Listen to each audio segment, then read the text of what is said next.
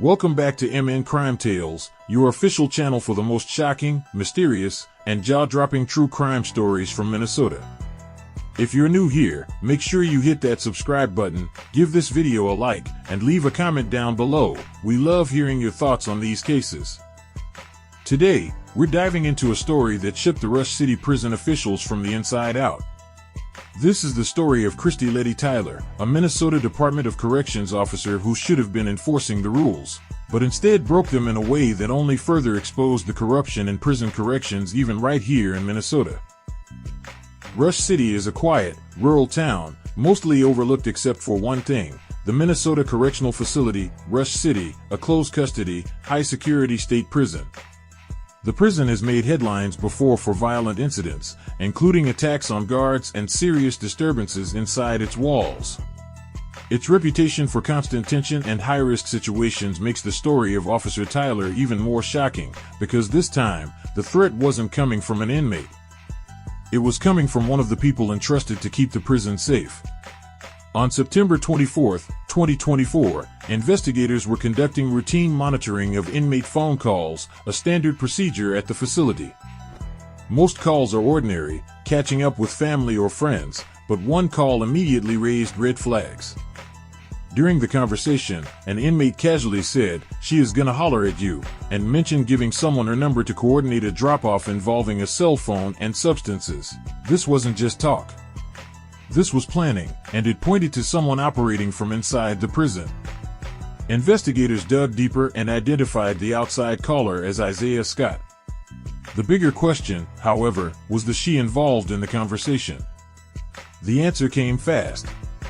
During another monitored call, an inmate asked for a phone number.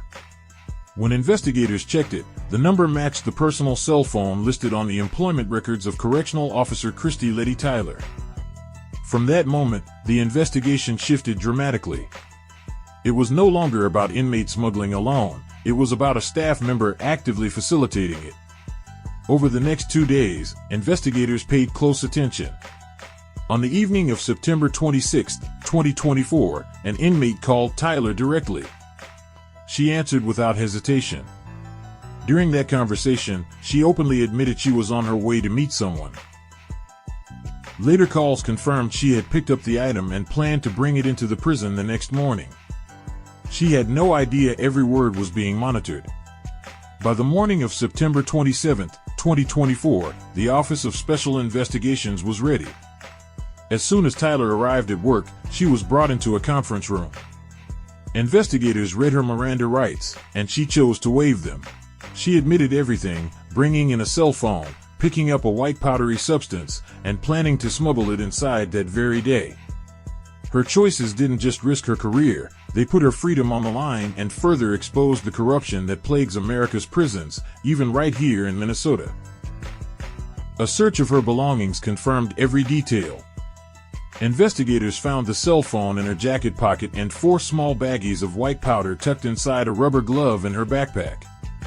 The substances weighed 8 grams in total, and field tests confirmed the powder was cocaine. Tyler was arrested immediately. Months passed as investigators and attorneys built the case. Phone recordings, evidence, and her own admissions left little room for defense.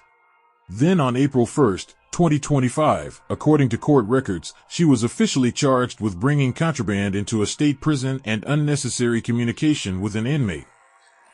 Paul Snell, the commissioner of the Minnesota Department of Corrections, released a public statement about the investigation, saying, quote, "Department of Corrections staff provide a critical public safety service in our state. The actions of this former employee are contrary to the committed efforts of the more than 4,000 agency staff who perform their work with integrity and honor. The charges against this individual reflect the serious nature of the offenses, which endangered the orderly operation of the facility, and the safety of staff and those incarcerated." It was clear that many with the MN Department of Corrections staff were disgusted with her choices, and many were eager to see how the case would play out and if she would be given real punishment for her illicit decisions. Her bail was set at $10,000, which she posted, allowing her to leave jail while awaiting further court proceedings. But even out on bail, she faced serious consequences. Her charge of bringing contraband had her looking at the possibility of doing 10 years in prison, and she was also still facing the extra charge of unnecessary communication with an inmate.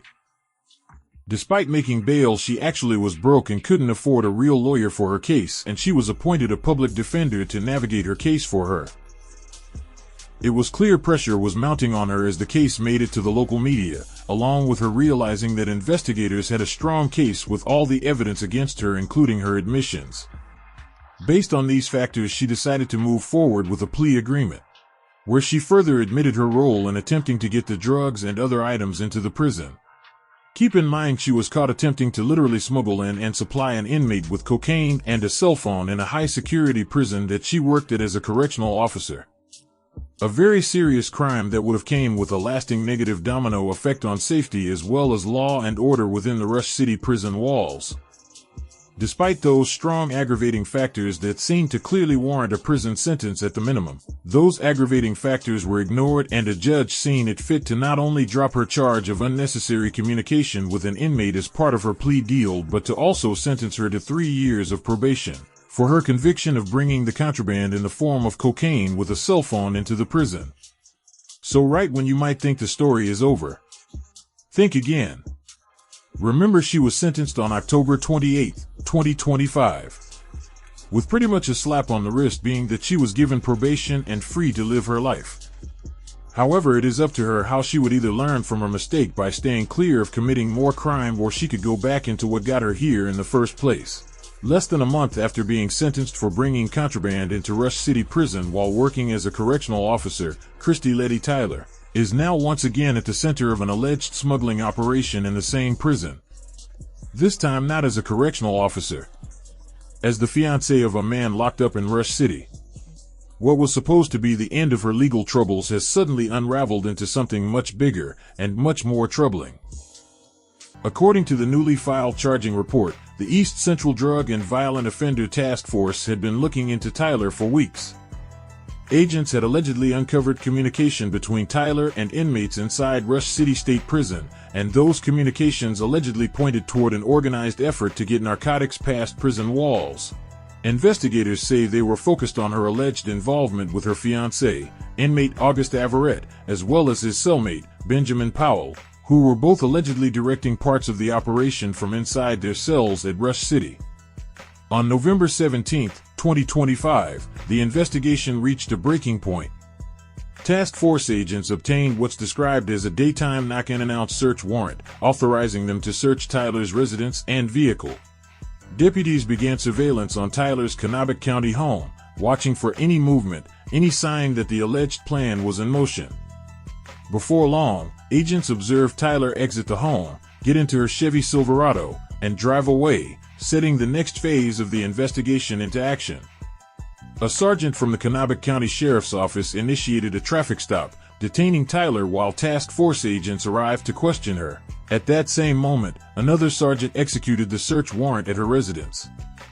What had been a quiet surveillance operation was now unfolding on two fronts at once. After being read her Miranda rights, Tyler allegedly explained that she was living with her ex-husband's family. She also reportedly acknowledged that she was currently on probation for introducing contraband into a prison, a sentence she had only just begun. During the interview, Tyler allegedly stated that she had been instructed by her fiancé, inmate August Averett, to pick up drugs.